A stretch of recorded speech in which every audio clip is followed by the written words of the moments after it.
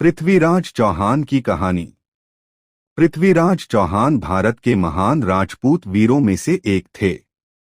उनका जन्म 1179 में अजमेर में हुआ। वे चौहान वंश के राजा थे और बहुत कम उम्र में ही सिंहासन पर बैठ गए।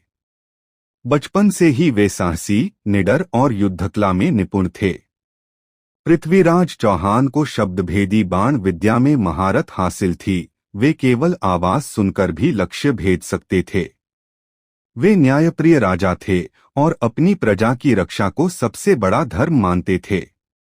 संयोगिता स्वयंवर।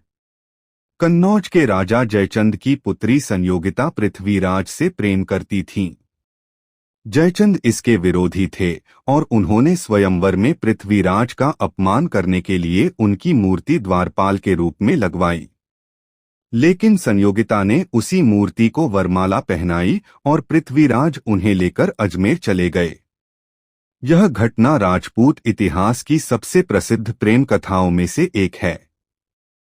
मोहम्मद गौरी से युद्ध। पृथ्वीराज चौहान का सबसे बड़ा संघर्ष मोहम्मद गौरी से हुआ। 1191 में तराइन के प्रथम युद्ध में पृथ्वीराज ने गौरी को पराजित किया। लेकिन 1192 में तराइन के द्वितीय युद्ध में छल और रणनीति के कारण पृथ्वीराज हार गए। वीरगति। कहा जाता है कि गौरी ने पृथ्वीराज को अंधा कर बंदी बना लिया। तब भी पृथ्वीराज ने अपनी शब्दभेदी विद्या से गौरी का वध कर दिया और स्वयं भी वीरगति को प्राप्त हुए। शिक्षा मोरल।